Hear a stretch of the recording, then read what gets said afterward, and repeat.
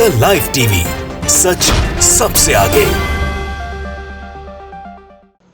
नमस्कार, the live TV देख रहे हैं आप। आपके साथ मैं हूं आदित्य कुमार। मोदी सरकार में सिर्फ और सिर्फ देश का नुकसान हुआ है। करीब 35,000 व्यापारियों ने देश छोड़ दिया। हिंदू पलायन कर रहे हैं, लेकिन मोदी सरकार चुप है और यह बताने की कोशिश हो रही कि देश में सब अच्छा है। एक रिपोर्ट का हवाला देते हुए बंगाल के वित्त मंत्री अमित मित्रा ने सरकार की पोल खोल कर रख दी है। मोदी सरकार के वो सारे दावे हवाई हो गए हैं जिन दावों में कहा जाता है कि हम काम करते हैं। कुछ ये भी कहा जाता है कि हिंदू राष्ट्र बनाएंगे, कुछ इनके नेता बोलते हैं। लेकिन यहां तो ऐसी खबरें आती हैं कि जम्मू कश्मीर से हिंदू पलायन करने को मजबूर है। जम्मू कश्मीर के हालात इन्होंने इतने खराब कर दिए, देश के हालात इन्होंने इतने खराब कर दिए कि 35,000 व्यापारियों को यहां से छोड़ना पड़ा, बाहर जाना पड़ा, दूसरे देश जाना पड़ा। शायद इसीलिए हमारे देश की इकोनॉमी खराब हो गई है, शायद इसीलिए हमारे देश की जीडीपी गिर गई है, शायद इसीलिए देश में बेरोजगारी दर बढ़ गई है, शायद इसीलिए हम इकोनॉमी में पीछे चले जा रहे हैं। ये सवाल हम आपको एक एक बताएंगे, एक एक चीजें आपको बताएंगे। किस तरह से अमित मित्रा ने सवाल उठाए हैं, किन किन रिपोर्टों का हवाला दिया है, वो बताएंगे। सीधे सीधे आप देखिए, अमित मित्रा ने कहा कि मोदी राज में भारत के 35,000 कारोबारियों ने छोड़ दिया देश, बोले बंगाल के वित्त मंत्री। उन्होंने सीधे सीधे कहा कि 3 अलग अलग अध्ययनों के हवाले से उन्होंने कहा कि 2014 से 2020 के बीच प्रधानमंत्री मोदी के कार्यकाल में 35,000 बड़े कारोबारियों ने देश छोड़ दिया। मित्रा ने हैरानी जताते हुए कहा, क्या डर के माहौल की वजह से ऐसा हुआ है? साथ ही यह भी मांग रखी कि इस मुद्दे पर मोदी को संसद में श्वेत पत्र लाना चाहिए। यह बात भी उन्होंने उठाई है।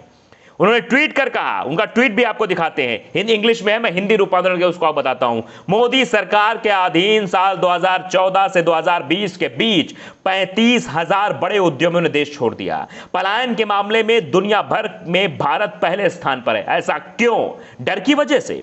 पीएम को अपने कार्यकाल में कारोबारियों के इतने बड़े स्तर पर पलायन को लेकर संसद में श्वेत पत्र लाना चाहिए।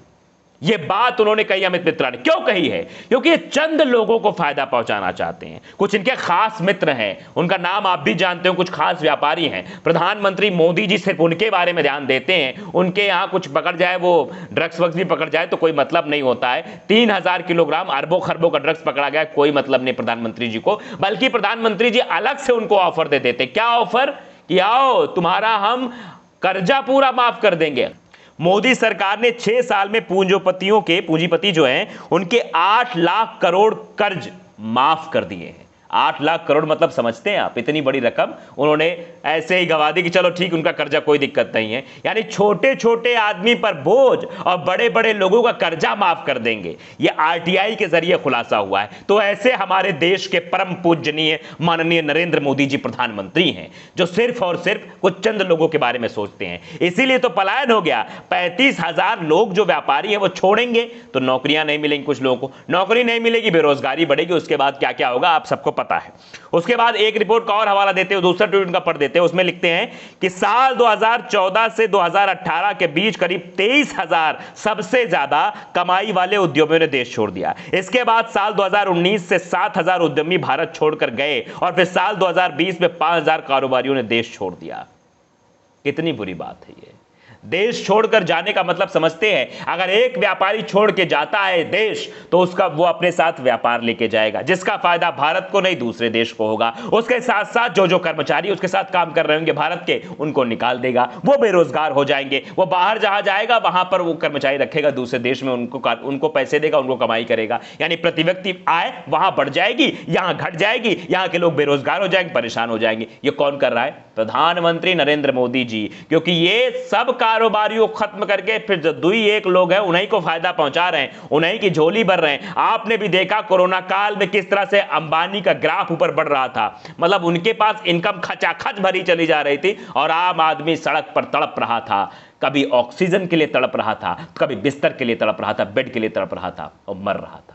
उसके बारे में प्रधानमंत्री नरेंद्र मोदी जी बिल्कुल ध्यान नहीं दे रहे थे। ध्यान तो इधर है मोदी जी का, जहां से चुनाव में पैसा लेना है। ऐसी ऐसी बातें चलती रहती है। आप इन बात को समझिए कि किस तरह से देश के हालात को इतना गंभीर बनाया जा रहा है। कुछ और मुद्दों पर चर्चा करेंगे। आगे भी सवाल यह खड़ा होता है कि आखिर इतने लोगों ने क्यों छोड़ दिया भारत? क्या वजह थी इसके पीछे की? तो वजह यही रही होगी जो हम अभी बता रहे हैं। उसके बाद मित्रा ने और भी कहा कि केंद्रीय वाणिज्य और उद्योग मंत्री पीयूष गोयल के उस बयान को भी याद दिलाया जिसमें उन्होंने भारतीय कारोबार जगत की आलोचना की थी। इसी साल अगस्त माह में भारतीय उद्योग परिसंघ की वार्षिक बैठक में पीयूष गोयल की टिप्पणी के 19 मिनट के वीडियो से विवाद पैदा हो गया था। उस समय गोयल ने क्या कहा था वो भी आप जान लीजिए, जरूरी है। गोयल ने कहा था कि भारतीय उद्योग की व्यावसायिक प्राथमिकताएं राष्ट्रीय हितों के खिलाफ है। वाह भाई वाह पीयूष गोयल जी, मतलब विदेश से जो हो रहा है, चीन से आप व्यापार बढ़ाएंगे और दीपावली में कहेंगे कि चाइनीज झालर नहीं लगाना है। आप कहेंगे हम ऐप बंद कर देंगे, हम सब कुछ कर देंगे, लेकिन नीचे से आप आयात बढ़ाते रहेंगे।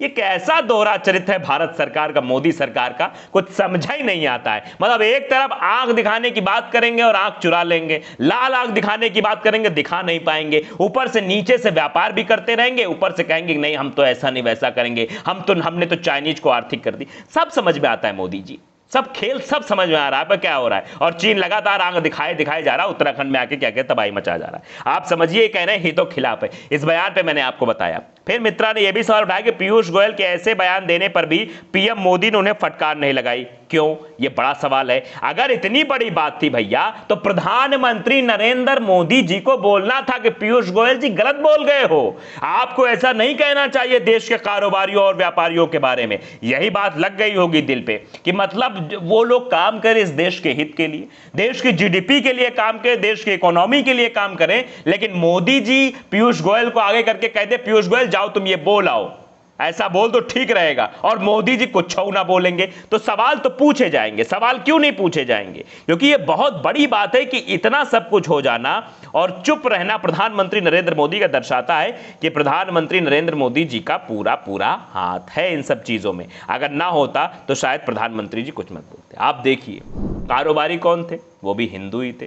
तो 35,000 हिंदुओं का पलायन हो गया। प्रधानमंत्री नरेंद्र मोदी जी अब इस पर आप प्रोपेगेंडा नहीं करेंगे, इस पर आप चलाएंगे नहीं अपने उस कुछ वो जो हिंदू जन जागरण मंच वाले हैं, वो बजरंग दल वाले हैं, वो और पता नहीं कौन कौन से हैं, आपके पास तो बहुत सारे ऐसे दल वल हैं। इन दलों को क्यों सक्रिय नहीं करते? क्यों ये सरकार खिलाफ नहीं बोलते आके कि मोदी जी बताओ 35,000 हिंदुओं ने काहे पलायन कर दिया? कश्मीर के हालात पर अभी आज अमित शाह जी गए, तरह तरह की वहां बातें कर रहे हैं, कह रहे हैं अभी 2.5 साल पहले के हालात क्या थे, 2.5 साल पहले किसकी सरकार थी आपको पता है, 2.5 साल पहले क्या हुआ था, उससे बाद के अभी हालात कितने बदतर हो गए इस पर नहीं बताएंगे, इस पर कुछ नहीं बोलेंगे कि कितने हालात बदतर हो गए, लोगों को भागना पड़ रहा है, लोग छोड़ के आ रहे हैं जम्मू कश्मीर को, पलायन कर रहे हैं, 14,000 लोगों ने पलायन कर दिया। क्यों हो रहा है ऐसा?